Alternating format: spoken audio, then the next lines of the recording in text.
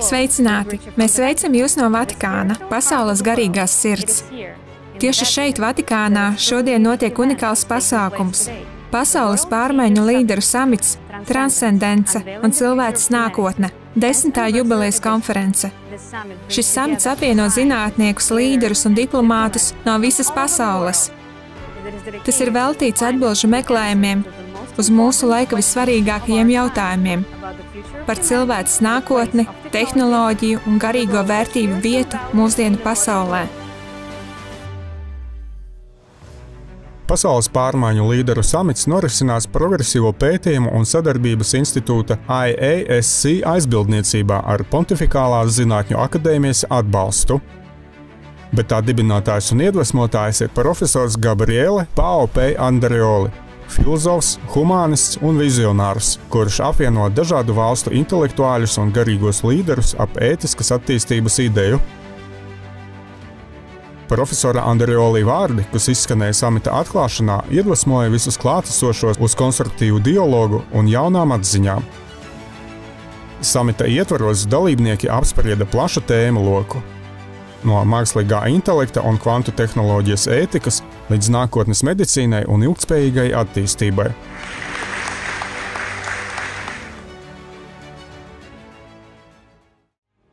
Starp goda viesiem ir arī mācītājs doktors Marks Bērns, Donalda Trumpa garīgais padomnieks, viens no ietekmīgākajiem mūsdienu reliģiskajiem līderiem un starptautiskās garīgās diplomātijas iniciatīvas dibinātājs, kas apvieno visu reliģiju līderus kopīgam darbam miera, savstarpējas cieņas un cilvēciskās pašcieņas aizsardzības labā. Viņa uzstāšanās Vatikānā atklāja samita pirmo plenāru sēdi.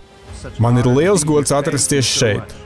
Milzīgs paldies par iespēju atbraukt un savām acīm redzēt šo darbu. Es runāju par barjeru nojaukšanu, nevis starptautiskiem līgumiem. Dievs man dod brīnišķīgu iespēju radīt to, ko es saucu par garīgo diplomātiju. Katras paaudzes dzīvē pienāk brīdis, kad ticībai jāceļas pāri bailēm, kad ir jāveido tilti tur, kur ir robežas, un kad patiesības balsīm jāskan tur, kur klusēšana ļauj vairoties naidam. Es ticu, ka šis brīdis ir pienācis tieši tagad. Musulmaņi nav ienaidnieki. Jūdeisti nav ienaidnieki. Kristieši nav ienaidnieki. Problēma nav ticībā. Problēma ir cilvēkos. Un kad jūs to saprotat, jūs saprotat arī to, ka vienīgais veids, kā pārvarēt domstarpības starp reliģijām, pārvarēt to, kas mūs šķir, ir apvienoties ap to, kas mūs vieno. Proti, mēs elpojam vienu un to pašu gaisu. Mēs vēlamies mieru un labklājību visiem mūsu bērniem. Mēs vēlamies, lai mums būtu tiesības piesaukt Dievu. Lai kā jūs savā valodā sauktu Dievu, jums uz to ir tiesības, un mēs visi vēlamies mieru un labklājību. Tāda dzimst garīgā diplomātija. Es lūdzos, lai jūs sadzirdētu tās garu manā sirdī, un es lūdzos, lai jūs ar to piepildītos. Jebkurā jomā, tostarp tehnoloģijās, mums ir vajadzīgi augstas likumības cilvēki. Ja tehnoloģiju priekšgalā nestāv labi cilvēki, tad tas rada haosu. Tas noved pie tā, ka viens cilvēks izmanto otru un izturas pret viņu slikti. Ja āmurs ir celtnieka rokās, viņš ceļ māju. Ja āmurs ir ļauna cilvēka rokās, viņš sit pa galvu visvājākajam. Tāpēc ir brīnišķīgi, ka ir cilvēki ar augstu likumību, un es aplaudēju jums par to, ka atkal rīkojat šo konferenci un aicinājāt mūs, tos, kas strādā tehnoloģiju jomā, jo es pats esmu IT uzņēmuma īpašnieks. Ir ārkārtīgi svarīgi, lai jūs cilvēki ar augstiem morāliem principiem saprastu tehnoloģiju spēku. Ja tehnoloģijas ir labu cilvēku rokās, cilvēku ar augstiem morāliem principiem, mēs varēsim celt jaunas slimnīcas, mēs varēsim pabarot vairāk cilvēku, mēs varēsim atvieglot dzīvi vistrūcīgākajam, lai visiem pasaulē un katram no jums būtu iespēja. Tāpēc es lūdzos, lai jūs piepildītos ar to, ko es saku, un es esmu ļoti pateicīgs par iespēju uzstāties. Apvienosimies un kļūsim par garīgiem diplomātiem, neatkarīgi no mūsu ticības. Lai Dievs jūs visus svētī. Paldies!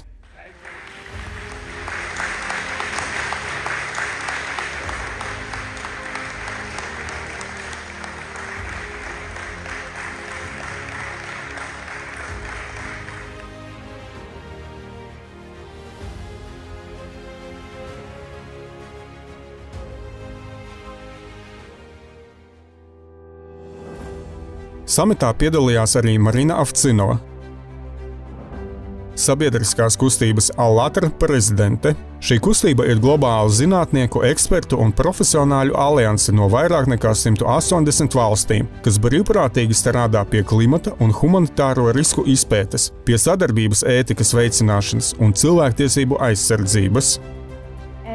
Mums, starptautiskajai sabiedriskajai kustībai Allatra, ir liels gods atrasties šeit, Vatikānā, pasaules pārmaiņu līderu samitā. Mēs esam dziļi pateicīgi profesoram Gabrielam Andreoli. Viņš ir patiesi izcila personība, zinātnieks, humānists un vizionārs, kura darbs apvieno ļoti dažādas pasaules. Mani dziļi iespaido viņa spēja apvienot zinātni, diplomātiju un ētiku ar patiesu cilvēcību. Kā moderno pētījumu un sadarbības institūta prezidents, viņš ir izveidojis reālu sadarbības platformu valdībām, zinātniekiem un globālajām institūcijām. Viņa darbs palīdz mums, kā civilizācijai, apzināties, ka īstais progress tiek mērīts ne tikai tajā, ko mēs spējam sasniegt zinātnes jomā, bet arī tajā, cik dziļu saikni mēs saglabājam ar vispār cilvēciskajām vērtībām, savstarpēju cieņu un tieksmi kalpot augstākajam labumam.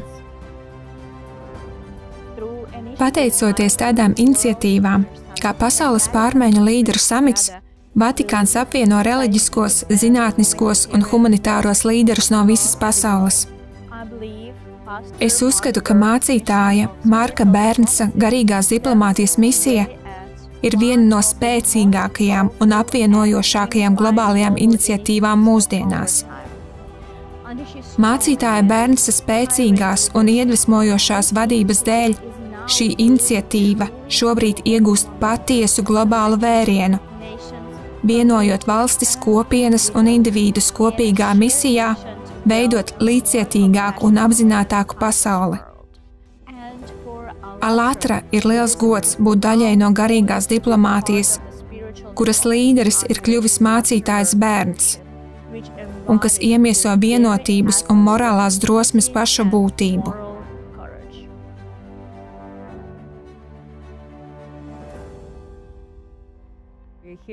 Šobrīd mēs esam Vatikānā, un šeit ir tik daudz pārsteidzošu cilvēku ar lielu pieredzi. Profesori, zinātnieki, ārsti. Mani uzaicināja profesors Gabriele, un tas, ko viņš dara pasaules labā, veltot sevi visu un pārvarot savas personīgās grūtības, ir vienkārši apbrīnojami un iespaidīgi. Tas, kā viņš apvieno cilvēkus, kā arī apmāca citus un paplašina izpratni par globālajām problēmām.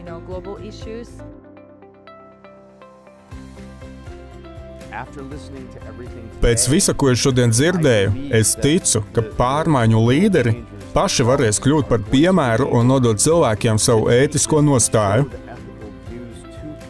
Tāpēc man šis pasākums ļoti patīk, jo šeit ir daudz cilvēku, pārsteidzošu, izcilu cilvēku, un viņu balsis šobrīd ir dzirdamas kā vēl nekad agrāk.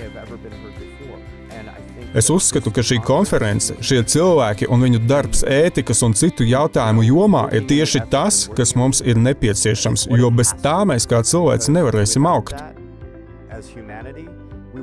Tagad es jūtu, ka esmu starp tiem cilvēkiem, kuri palīdzēs cilvēcei augt.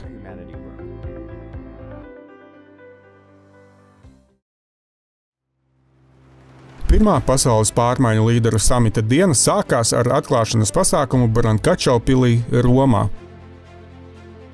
Mēs atrodamies pašā Romas sirdī, brīnišķīgajā princeses salonā Brankačo pilī, pēdējā pilsētas firstu rezidencē. Tieši šeit pasaules pārmaiņu līderu samita ietvaros notiek profesora Gabrielas P. Andreoli grāmatas Transcendence, kvantu tehnoloģijas, mākslīgais intelekts un cilvēces nākotne svinīgā prezentācija.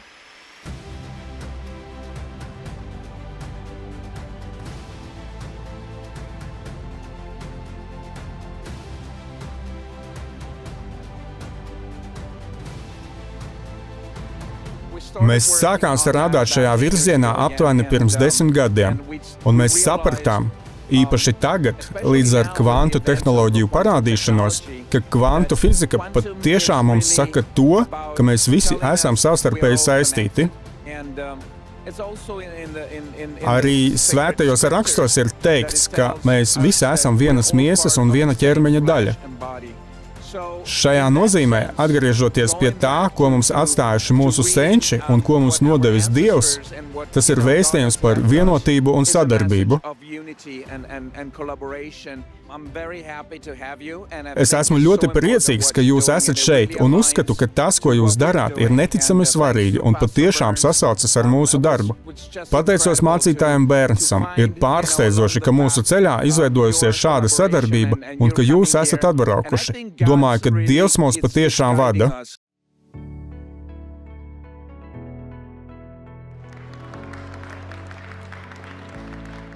Pēc prezentācijas notika nopietna paneļa diskusija, kurā piedalījās izcili Vatikāna pārstāvji, zinātnieki un garīgie līderi, tostarp grāmatas autors profesors Andreoli, IASC prezidents, vizionārs, humānists un šī unikālā dialoga starp zinātni un reliģiju iedvesmotājs.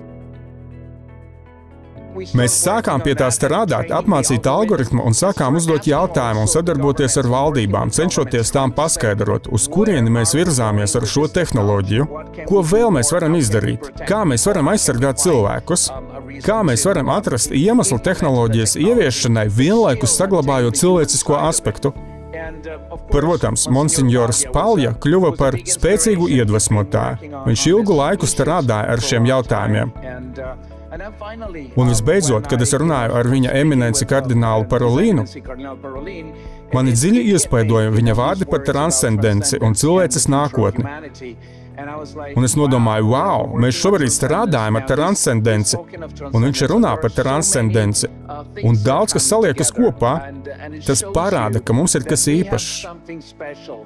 Ir kaut kas, kas mūs patiesi vieno, un tas ir īpašs visas cilvēces kvalitātes aspekts. Tas, ko mašīna nekad nespēja sadarināt, tā ir mūsu dvēsele, mūsu ētika.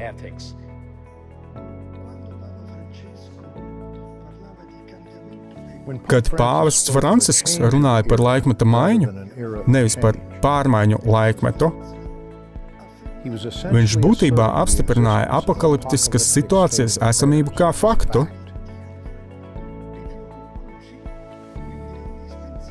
Toreiz es nonācu pie secinājuma, ka ir jāizveido globāla datu pārvaldības juridiskā arhitektūra.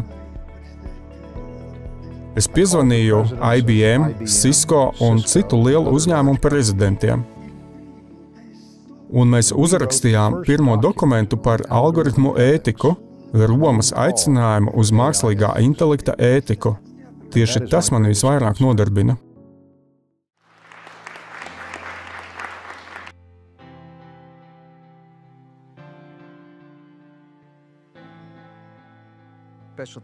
Vēlos izteikt īpašu pateicību profesoram Andreoli par ielūgumu piedalīties šajā brīnišķīgajā pasākumā, 10. ikgadējā pasaules pārmaiņu līderu samitā, kas, kā jūs teicāt, ir pulcējis kopā pasaules līderus. Miera kustības līderi no visas pasaules, kas ieņem dažādus amatus, ir sanākuši kopā, lai apspriestu, kā virzīt progresu tālāk un kā mums turpināt sadarbību. Un ir lieliski, ka mēs esam sapulcējušies tieši tik garīgā vietā kā Vatikāns. Tas ir viens no galvenajiem pasaules kristietības centriem. Un ne tikai kristietības, šeit ierodas visu reliģiju pārstāvji.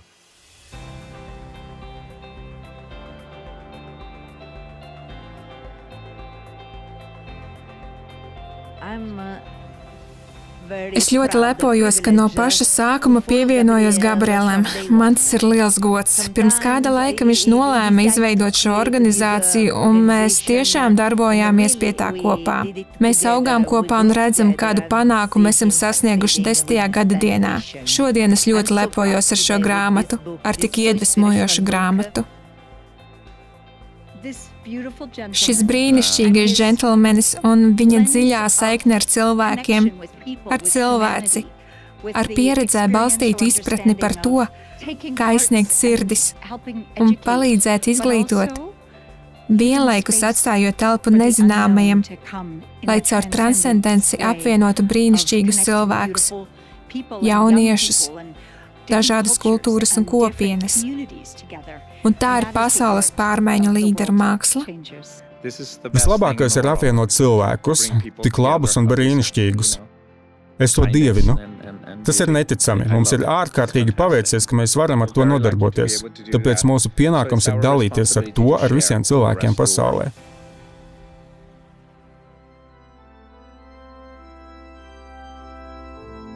Samits noslēdzās ar svēto misi par godu IASC iniciatīvas pasaules pārmaiņu līderi 10. gada dienai. Svētku dievkalpojums notika Santa Maria in Montesanto bazilikā viņa ekscelences monsignora Antonio Stagliano vadībā, kurš ir Pontifikālās teoloģijas akadēmijas prezidents un mākslinieku baznīcas prāvests.